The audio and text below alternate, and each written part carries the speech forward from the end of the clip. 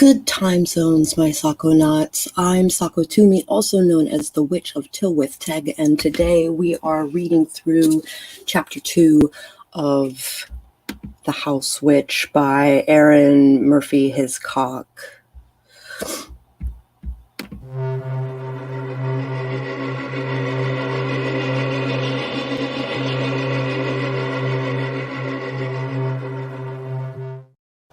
All right. Hello to Christina. And hello to Jenny. I love you guys. I'm so glad you could make it. If we haven't met before, I'd like to welcome you to my channel. It's very nice to meet you. If you have been here before, like Christina and Jenny, it is so lovely to see you back. I am ecstatic, in fact, that you are back. And Spence is here as well.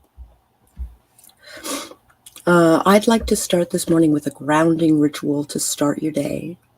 This starts in your domain, so if you have not created a domain, you might want to sign up for my newsletter, which is linked below in the description. And let me get situated here. Sit with your hands in your lap and close your eyes. Take a deep breath in through your nose and hold it for a moment. And as you let it go completely through your mouth, let go of the tension from the night and the grogginess of the morning. Take another deep breath in, and as you breathe in, imagine you are breathing in pure love. As you breathe out, imagine you are breathing out forgiveness. Take a third deep breath in, and as you do so, imagine a white light coming in at the top of your head. It enters at the top of your head and spreads down over your face, neck, and shoulders. This cleansing light now expands along your back, down your legs, and out through your feet. It is as if cleansing light is a constant flow of soothing energy entering from your head and passing out through the arches of your feet. You are just outside the door of your domain. The air is crisp and cool. The evergreens sway slightly in the breeze, and the ground has a large patch of moss at your feet. Step barefoot onto the moss. Feel how soft it is. Feel the solid ground underneath. That light coming into your head can now be translated into energy that you can send out through your feet. Convert the light into roots and send the roots out the bottoms of your feet and deep into the earth, as deep as you can. The soil is fresh, easy to toil, easy to carve a path down. Feel how anchored you are, how close to the earth. Reach as far down as you can. The earth hugs your roots comfortably, no matter how sharp or curly, no matter how many times they split off.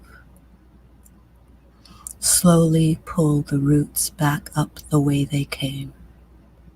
Your roots slither through the dark, the soil filling in its wake.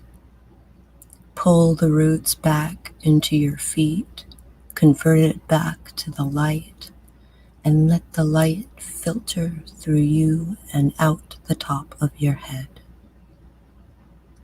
Take one more deep breath in and begin to wiggle your fingers and toes. When you are ready, open your eyes.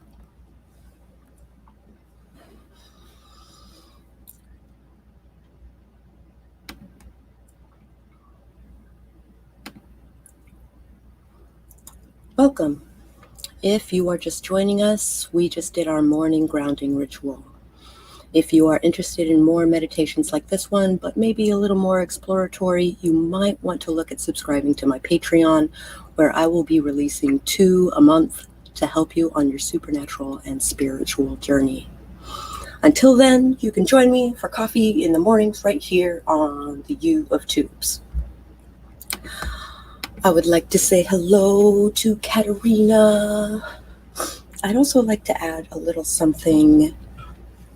I'd like to pull a card from my self-care deck for you guys, just to give you a little something to think about as the day treats you.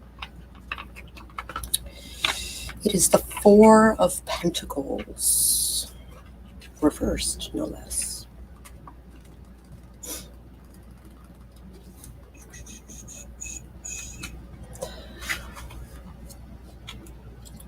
Prioritizing self-interest over everything else can easily turn into greed. Frugal spending for fear of losing it all has you clenching on tightly to your existing capital with no room for error. You're on a conquest to gain more, with the rationale that more stuff means more emotional and financial security. Material gains are not the answer to your problems. All work and no play blocks out any hopes for any real relationships. Make time for yourself. You deserve to enjoy earnings from time to time. Don't let money control you and your decisions. Now, know that no matter how much money you have and whatever amount of stuff you can buy, it will not be ultimately what fills your cup. Look toward what makes you passionate and makes money. Now that's a game changer.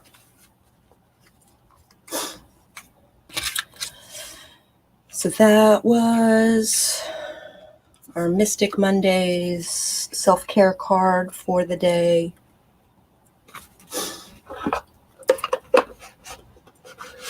Good morning, Debbie. Morning, Deb. Morning, Spence. Morning, Christina. Morning, Ginny. Morning, Sako. Morning, Katerina. Yay. Yay, morning card. Morning, Katerina. Good morning, lovely turtle friend. Goodest mornings to everyone. Goodest mornings.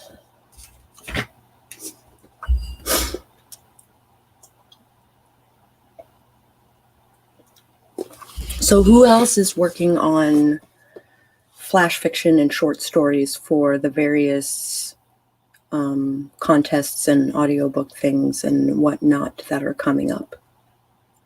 Orla has her audiobook anthology, which is 100,000 words. Jesus Christ, Sako. 1,000 words, just 1,000. 1,000 words. The topic is unnatural. And Kent Shawn has a 7,000 word short story contest. Orla's thing is due on the 22nd of January, which is TikTok. And then Kent Shawn's thing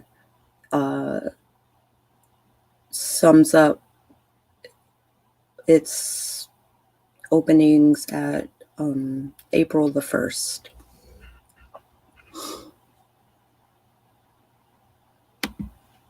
You're working on both. I am working on both. Absolutely. I want to, but I've been terrible about actually signing up.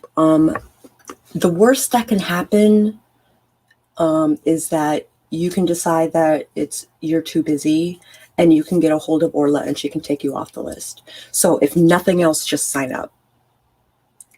If nothing else, just sign up. And I really want to see your writing. So please to be doing the things.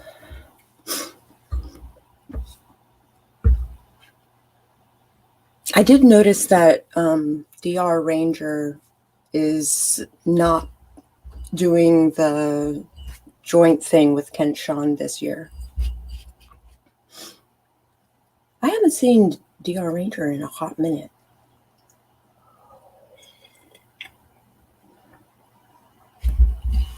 You literally gave me a thumbs up.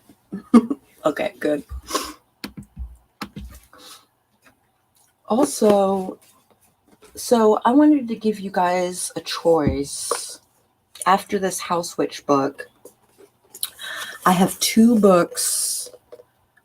I want to say this one might be more apt for the stream. And maybe I'll read this one on my own. But I also want to read this one on stream. I don't know. So what you guys want to do the things.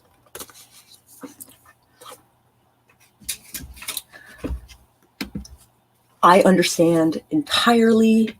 I didn't start my my flash fiction until this morning in the 2-hour gap that I have between when I wake up and when the stream starts. You want both. You want the self-care first. But for real, like, it's the 8th and I'm just starting my flash fiction. I have gone through my short story files and I have the outline for a really good one that I think I can sum up in 7,000 words. Maybe less, maybe more. I'm going to try and map it out. It's just sitting in Scrivener, like in outline mode. So maybe I can finish it before April 1st. I almost rated for placement. I think I got 6th place last year because my ending was weird, which I understand completely. Because I just like dug up some old stuff and reviewed it and sent it in. I don't have another story that I can do that with, so I'm just going to write one that I have an outline for. Unnatural ideas are cliche and possibly problematic. To be frank, you can do a cliche thing and I mean, like, are you doing horror? Are you doing romance? What's going on? I can help. If you want to bounce ideas off of me on Discord or whatever, or here, or wherever, I'd be happy to be a sounding board.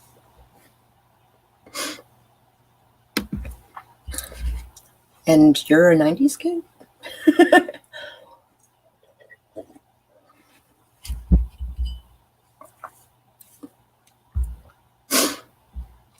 Woo! All right. Hit me up on the Discord. So, BC and I last night, like, finished outlining / putting in new beats to like flesh out our story, and we decided, and we completely did that in the 2-hour stream, like, and that included stopping and chatting and like hanging out for a bit and stuff. But we decided that working with each other is so nice. Like, we think so similarly and we even each other out at the same time that we're just going to consult each other on all of our projects.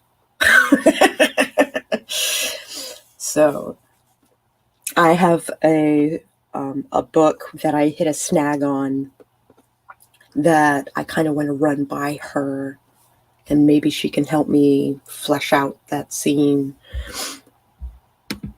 Oh, 80s baby, 90s kid. Yeah, ditto.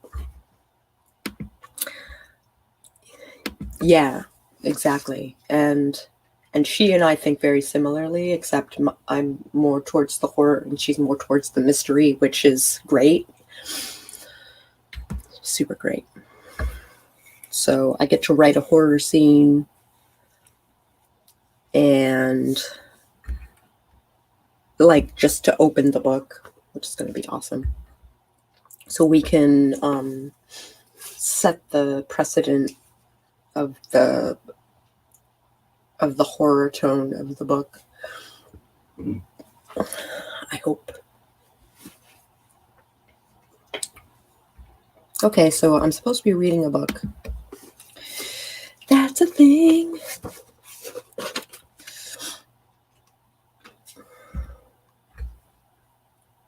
But yeah, so things are super rolling for me. I think we're actually on schedule to release, like BC and I are scheduled right as of right now. We're scheduled to release in September. So of 2021.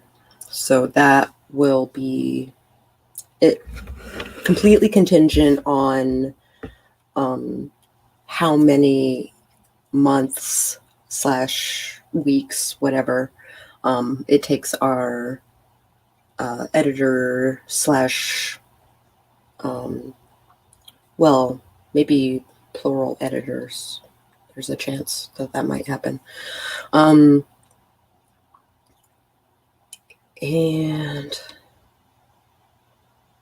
yeah, depending on how long it takes other people to work on our story, we might actually release on time. So we're doing pretty freaking good. I thought we would have to rewrite a bunch of stuff. And so far that I have reviewed, we don't. I think editing as we went just saved us so much time. Just having one person to read and one person to edit at any given time was really effective. Like super effective. So okay. Your Spiritual Hearth, Chapter 3. Hearthcraft recognizes that your home is a sacred place, a place that has power to refresh you, relax you, and rejuvenate you. But how precisely can you intentionally tap into this power? This chapter explores methods you can use to locate, bless, and work with your spiritual hearth in your home and in yourself. Locating your spiritual hearth.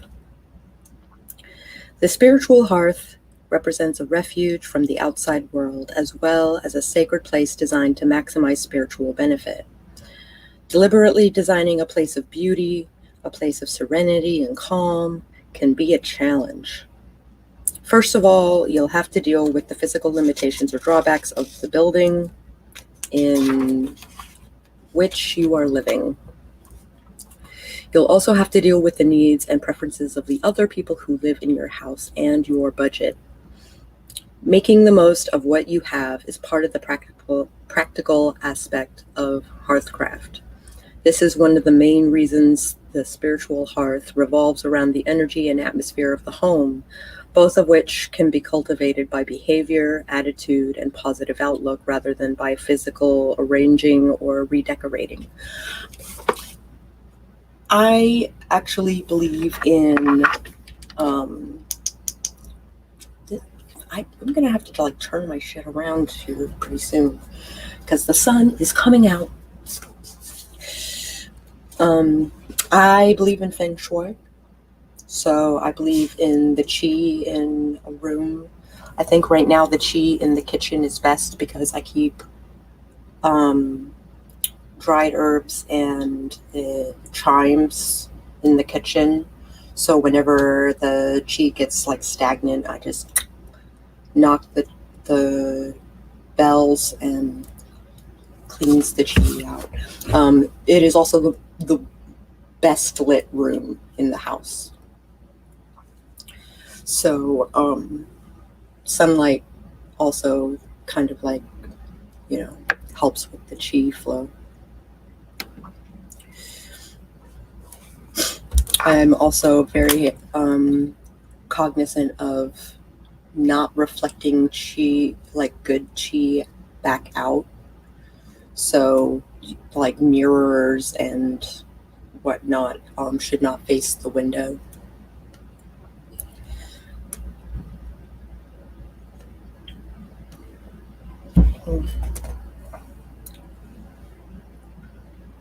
Oh, this is one of the main reasons the spiritual hearth revolves around the energy and atmosphere of the home, both of which can be cultivated by behavior, attitude, and positive outlook rather than the physical rearranging and redecorating. Although the latter can certainly enhance your home and the effect you are seeking to achieve, it's important to remember that the spiritual hearth functions on the level of energy and spiritual benefit. My kitchen is my third bagua. Oh. So the fridge and the stove duking it out. Oh. I kind of have to shrug and go, yeah.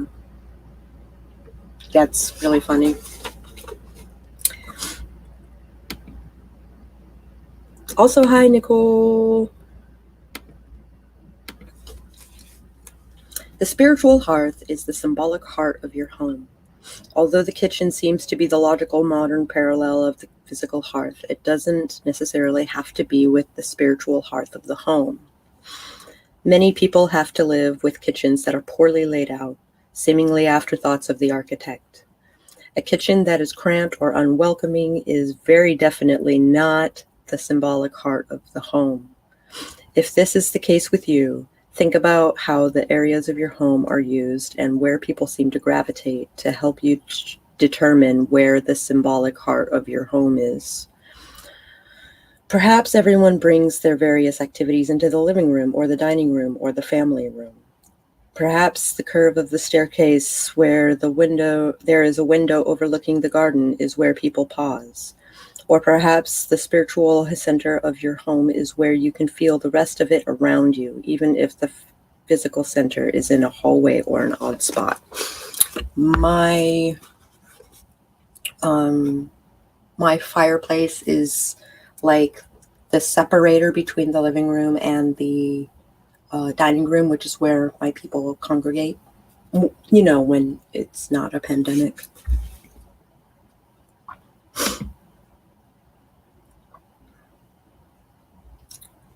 My kitchen is a dream. I still struggle to believe it's mine. Well, also you snuck in. Yes, you did.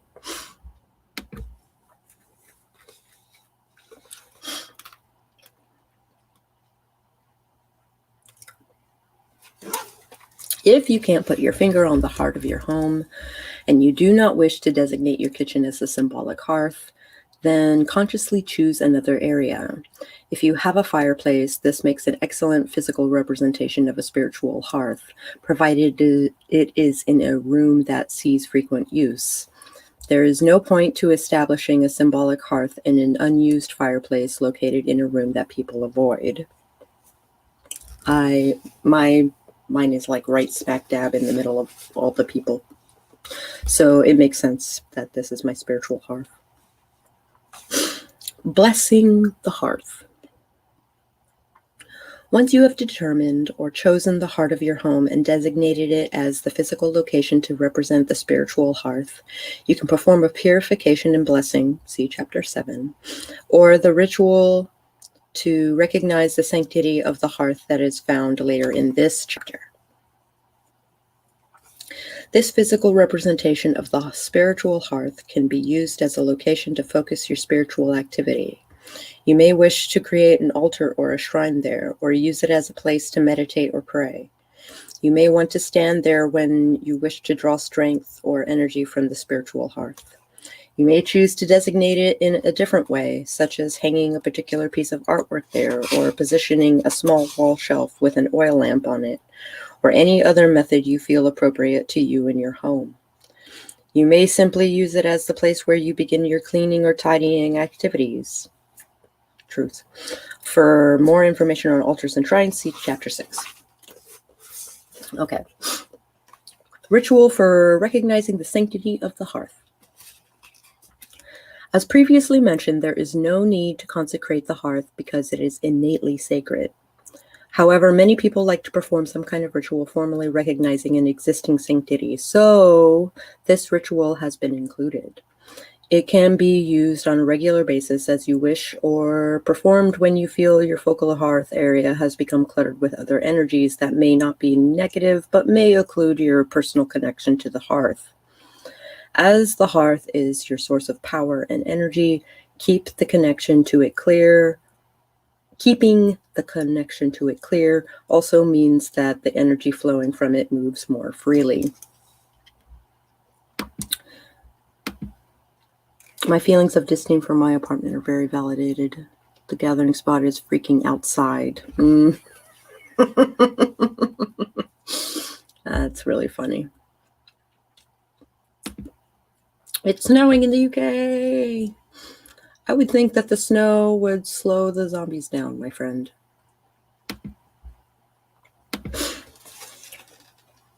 The items you will need are representations of the 4 elements. You don't need a lot of each item. A teaspoon is enough. You may place the items in bowls before you on the floor or on a table nearby. They should be within arm's reach so that you do not need to move. The candle may be any candle at all, an emergency candle, a tea light, a birthday candle stuck into a small bowl of dough, or even a crumpled bit of tinfoil. Choose a color that resonates with the concept of hearth and home to you. The mixed herbs and spices can be drawn from your spice rack, a pinch of at least 2 different ones, and as many as you like. Although the directions indicate standing, you may kneel before your hearth if you are comfortable doing the ritual that way. My hearth is low because it's a fireplace.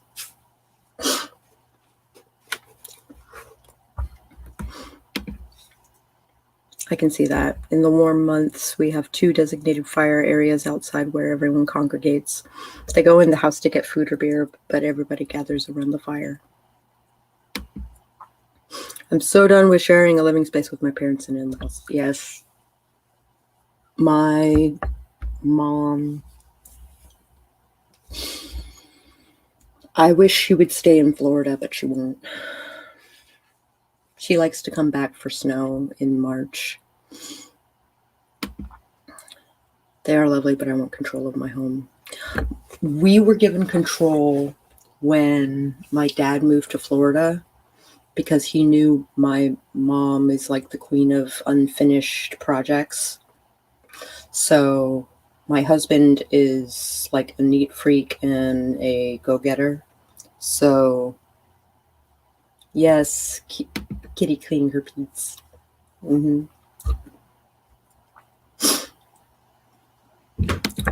But the idea that I have to share, basically my dad said, I'm going to go to Florida, but I want you and Greg to live in the house while I pay it off. And what was I going to say? No. So he was like, any projects that you guys want to do, any like upgrades you guys want to do, like I will pay for it all. Just like send me the bill. Which, I mean, how do you say no to that? Some stuff is better when you don't have parental units around. Yeah, it's really hard to be married when your mom lives with you. It is. You will need a small bowl of salt, a small bowl of water, a small bowl of mixed herbs and spices from your kitchen, matches, a candle in a candle holder, a color of your choice, heat-proof dish, a small bowl of olive or vegetable oil. Stand before your hearth. This is step 1, by the by. Step 1, stand before your hearth. Close your eyes and take 3 deep cleansing breaths, inhaling and exhaling slowly with the intent of calming your body and mind. Be in the moment. I was allowed to paint and stuff. I even have an ersatz kitchen, but it isn't the same. They can still hear me.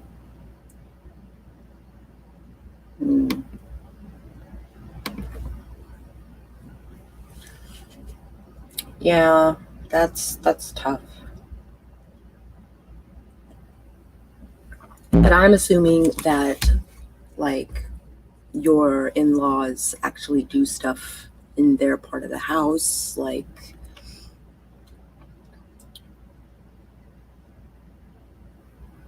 cleaning or having things like guests and stuff. Like, because my mom does jack and or shit. Having my parents in my apartment downstairs was so bad for everyone. Yeah.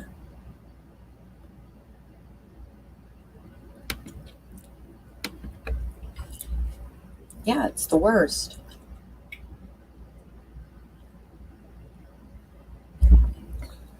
Even if she was just like 3 hours away with my sister. However, that has its own complications because my sister is now like 100% disabled, and like her husband takes care of her and her child. And throwing my mom in there, he is super introverted and doesn't have a lot of spoons to begin with. So between my mom, who is a useless invalid, and my sister, who is disabled, and my 7-year-old niece, she's 7 now, it is, they don't allow guests. Is that because of the pandemic, or is it because they're assholes?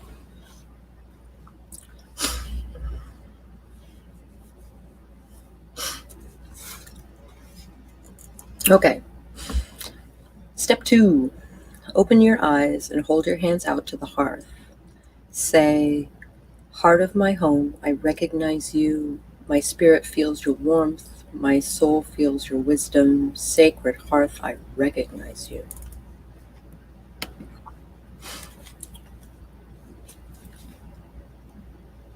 Step 3, bow to the hearth. Step 4, press your fingers into the bowl of salt and then say, "Sacred hearth, the earth of my home recognizes your sanctity." Flick your fingers so that the grains of salt clinging to them scatter toward and over the hearth area. Dip your fingers into the water and say, oh, this is step 5, sorry. Step 5, dip your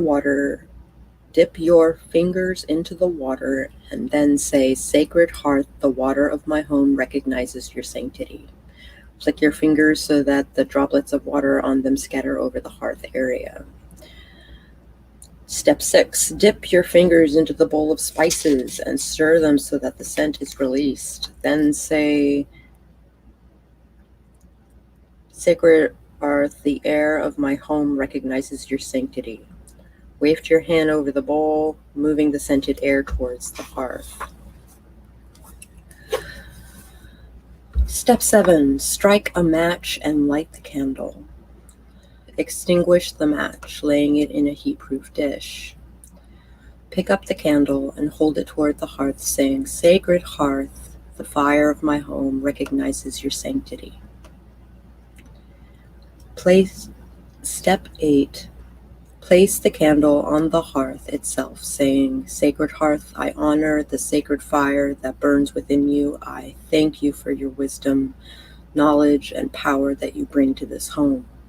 May your sacred flame burn forever, and may my home be ever blessed by it." Number 9, dip a finger into the oil, saying, "Sacred hearth, with this oil I mark you as a symbol of our recognition of your sanctity and our gratitude for your many gifts and blessings. Touch the oil damp fingertip to the hearth, and as your hearth may indeed be a symbolic place, make sure not to smear too much oil. A light touch will suffice. Lastly, step 10, bow to the earth, bow to the hearth one last time. Leave the candle burning if you will be working in the room, otherwise snuff it out. I might do that. When your imagined spiritual hearth.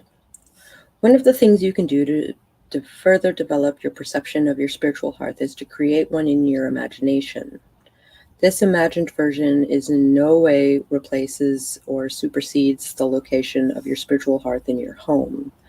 Instead, think of it as your idealized version of your spiritual hearth, a place you can visit in your mind while meditating or allowing your thoughts to wander, i.e. your domain, right?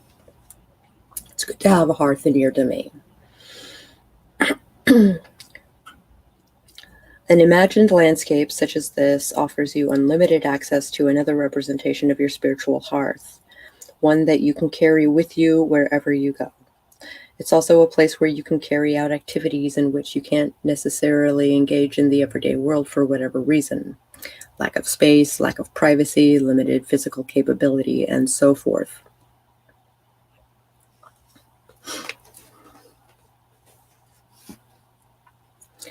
Think of it as your virtual spiritual hearth, linked to both the physical representation of your spiritual hearth and the actual spiritual hearth of your home. Your imagined spiritual hearth can be a mental reflection of the actual physical place you have set up, or it can be an idealized spiritual hearth. To create your imagined hearth, step 1. Sit in a spiritual hearth of your home in front of the physical representation you have created or chosen. Step 2, light a candle or oil lamp to represent the sacred flame of light and love that burns in the heart of the spiritual hearth. Can I just light the fireplace?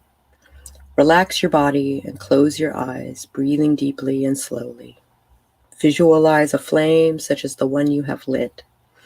Now slowly expand your visualization to see what kind of surface the flame is resting on.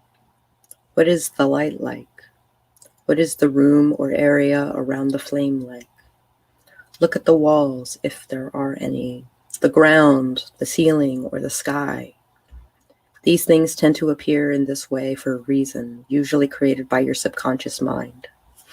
You may change these things as you desire, but think about why they have appeared in your imagination in these forms.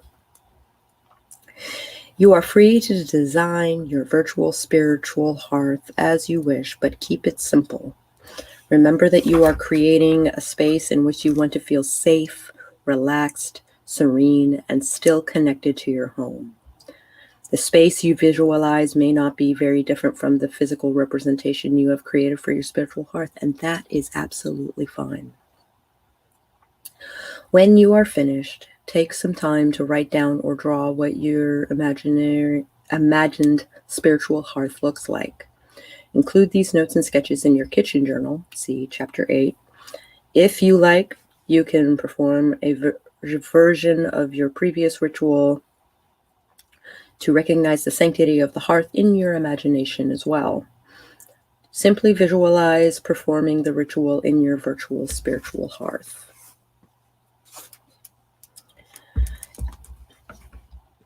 Accessing the energy of your spiritual hearth. One of the reasons for creating and maintaining a spiritual hearth is the power and energy that it provides for the household. It's a symbiotic relationship. The household creates energy that feeds the physical hearth, spiritual hearth, which in turn nourishes and lends power to the household.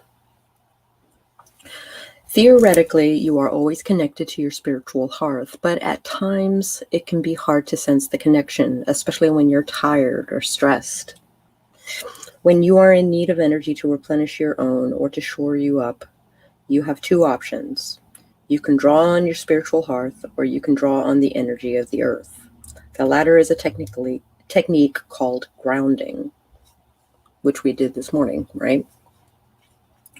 To draw on the energy of the earth, imagine your personal energy extending a tendril of awareness down through the water, through the earth under the building, to the center of the earth. Feel how rooted you are, how connected to the world and its energy. You can also use this technique to access the energy of your spiritual hearth. Visualize a tendril of your awareness extending to your spiritual hearth wherever you feel that may be. You might visualize the physical location within your home that you have designated your spiritual hearth, or a shrine you have constructed. See Chapter 6. Or you might reach out for feeling the energy of your spiritual hearth creates. Through that tendril, absorb the energy of your spiritual hearth. Withdraw the tendril back into your energy center when you are done. If you are unfamiliar with grounding or would like a more structured technique, here's a more detailed step-by-step process for drawing on the energy of your spiritual hearth. As we did a grounding ritual when we started this stream, like, should I even do this 6-step, step-by-step? Because you kind of get the hint, right? You can basically use that grounding ritual, except instead of going down, you basically go to the fire, or depending on what you set up as the spiritual center of your home.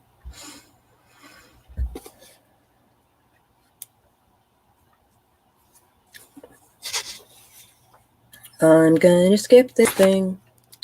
If you prefer an alternate visualization, instead of feeling the warmth of the flame, visualize yourself absorbing the light the flame casts and absorbing the energy that way. You can also channel this energy into objects or spaces as necessary. Visualize one hand absorbing the energy of the spiritual hearth and extend your other hand toward the object of or area you wish to fill or empower with the energy of the spiritual hearth. I have a thing that basically says this: your left is your receiving hand and your right is your giving hand.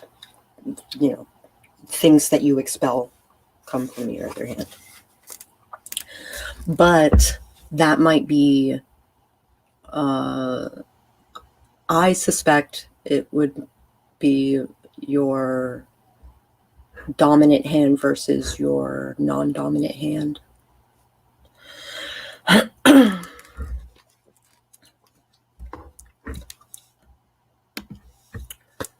I'm glad you're still here, listening while making a snack and cleaning up my kitchen. Hooray!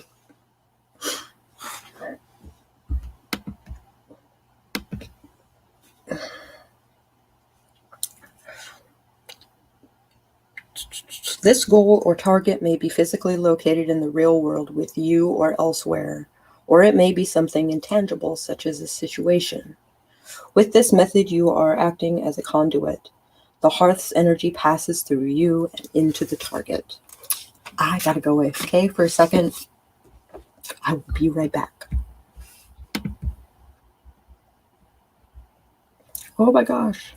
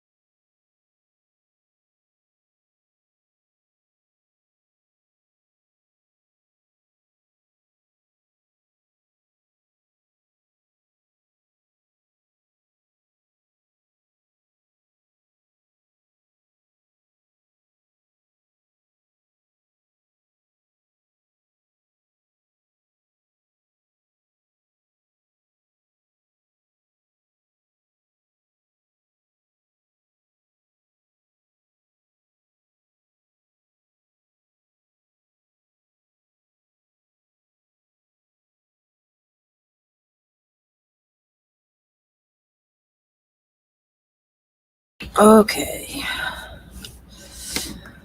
I'm sorry about that. I'm here. Let's see. This portion of the book is 100% my style of witchcraft. I just interact with and move the energy already around me. Yeah. Feel the same way. I'm really liking this book so far.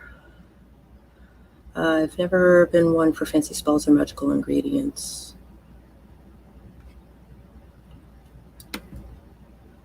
I work with what I have. It's the focus and intention for me. Some items just help center that focus. I also have her book, The Green Witch. Yep, so do I. And I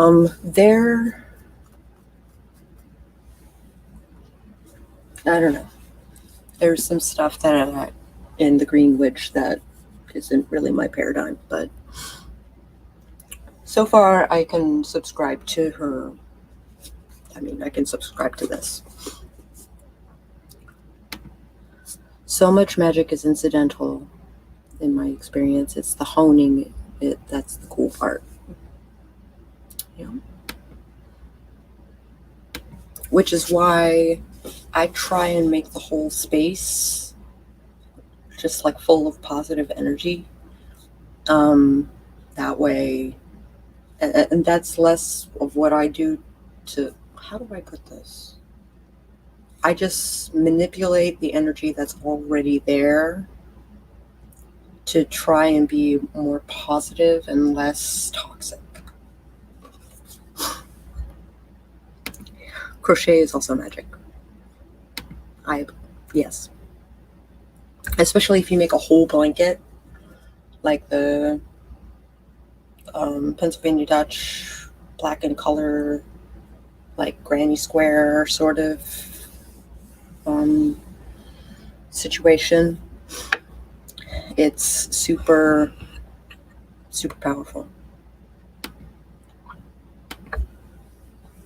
Which one of these days I'm going to make one? My mom made one for my dad.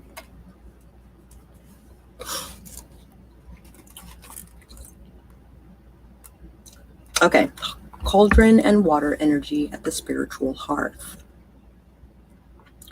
Usually the energy of the spiritual hearth is referred to in terms of light and heat.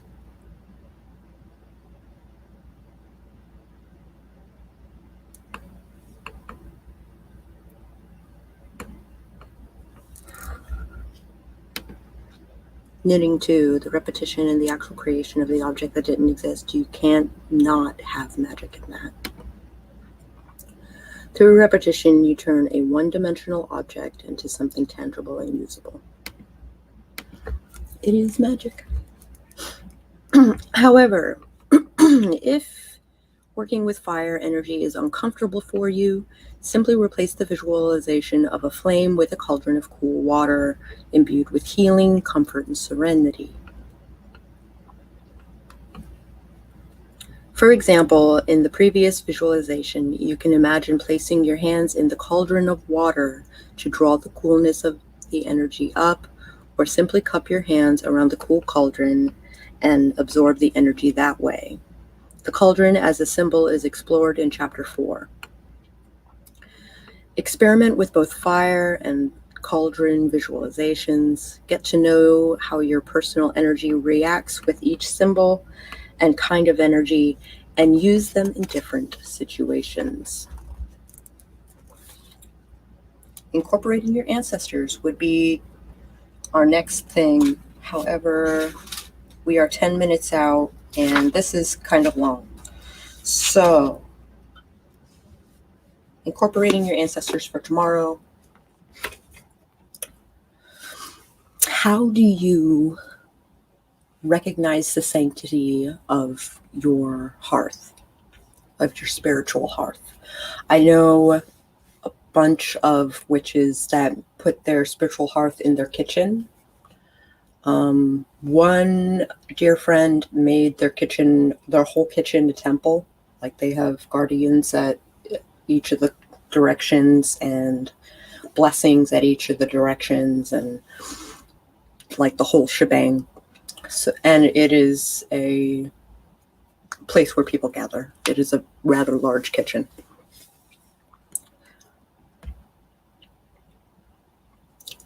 Creation is magic. And magic is creation. Which, dare I say.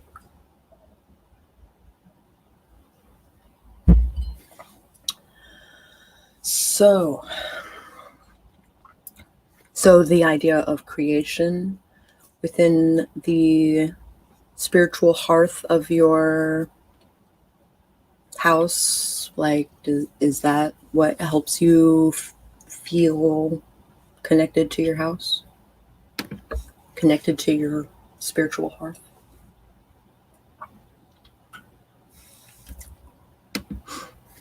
My current plan is to mindfully clean and reset my space with home and hearth and intention and magicness. Right on. I wish I could help you.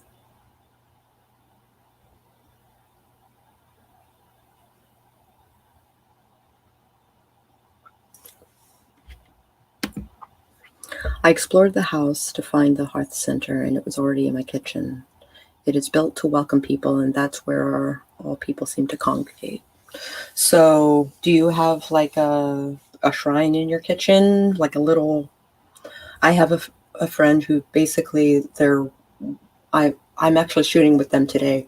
Their kitchen window over their sink has like shelving going up, and it's got like all the altar tchotchkes like going up the side, and then it's got a blessing hanging, like a valance. It's like a valance. One day we will get teleportation figured out, or holograms or something, or I can call you. We can talk on Discord. Right now I'm just trying to move out of here. I definitely know those feels. Granted, I would love to move, but it's going to be a hot minute before we can do that. There is a basket hanging over the pantry that I use to recognize the wheel. Very cool. I have to get comfortable staying here for another year or so. So, I might be able to help you do that. Phones still work? What? Yeah, I know, right? Right now, it's just barren with 2 battery candles since it's the dead time. And in bulk, there's a really easy little... So in bulk is February 2nd, right? And there's a really easy little altar that you can make in your kitchen, but you can put it anywhere. You take a heat-safe bowl and you fill it with salt. Not fill, but like you put salt in the bottom, and then you put like a tea light or a votive or something in the center of that. And then in a fan on the far side, put bay leaves. So the heat from the fire kind of like warms up the bay leaves, and it makes the smells. And that is a really great in bulk, like quick little altar. Aside from that, the whole place is one big magical area. Everything mundane is magic in my kitchen. That is how I look at my bedroom. My bedroom is a sanctuary. It's a sanctum. I moved into this house against my will. Literally putting boxes in here made me cry. I've never been able to find a way to put the house together in a way that made it comfortable or welcoming. That sucks. I know, like my sister, for instance, when she was living in Virginia Beach, I think she was in Virginia Beach. or another place in Chesapeake, I can't remember where. They had inherited the emotional residue of the people who lived there before. So, Kalia, my niece, was like 3 or 4, and she's usually a really well-behaved kid, but she was a goddamn monster while they were living in that house. And just the vibe of the house was so violent and toxic. It was so overwhelming that there was nothing she could do. So she moved out of there as fast as she could and got another house in Chesapeake. And that is a much more welcoming house. So sometimes the residue on a house is just out of control. Barely managed functional. Space and place is so much more important than some give it credit. Especially when you're home all the time. That's how I feel as well. Especially this past year. And the place before I lived was so much more interesting and big and full of people and life and things. But some of that life was mold that was eating the bathroom floor.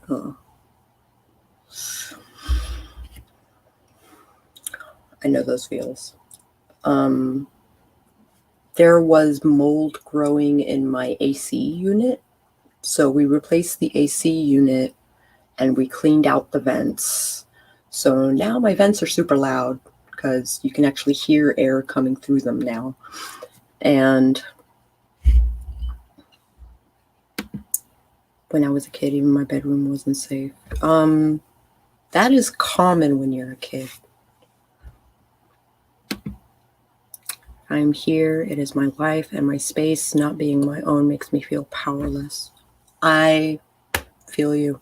I super feel you. I cleared out my closet and strung up a flashlight on the bar.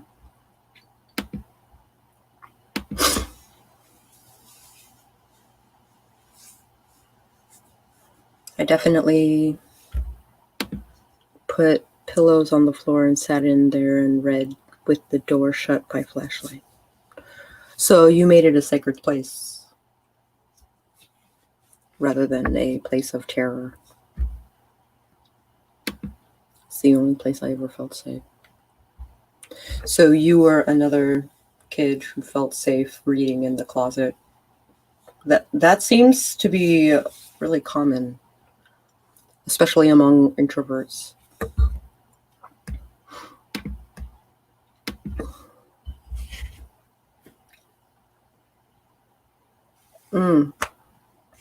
It is 11 o'clock.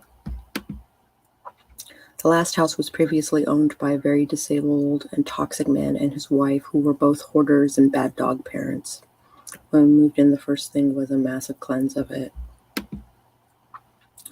have to create a sacred place every place I go. It has to be the very first thing I do.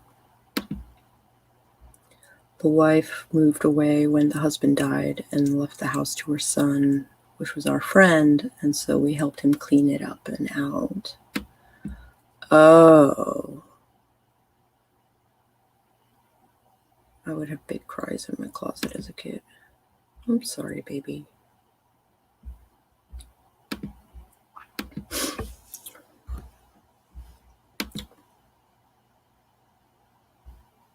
Ripped up carpet, scrubbed the plywood with salt and vinegar, and painted. Sometimes good things come from being in closets. Closets get a bad rap. Sometimes an entire house is a closet. It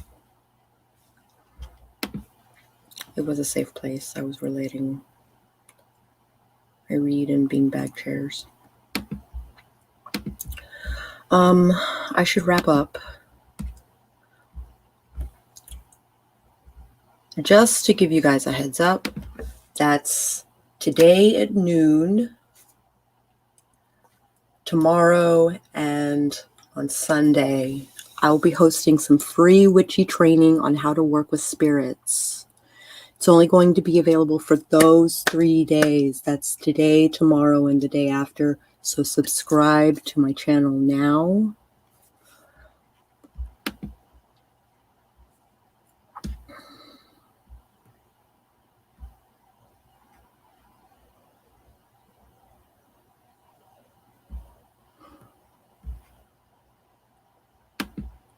We meet back here to get spirit training. Have to watch today on the replay. Yeah, it'll be a premiere, so I'll be around for the chat. I'll be there live tomorrow. No problemo. If you liked this video at any point, please hit the like button. And if you would like to see what the rest of this book is like, hit subscribe and maybe even ring that bell on the off chance that YouTube might notify you when something happens. If you are interested in supporting me, I do have a Patreon, which is linked in the description, and I will catch you guys on the flip side.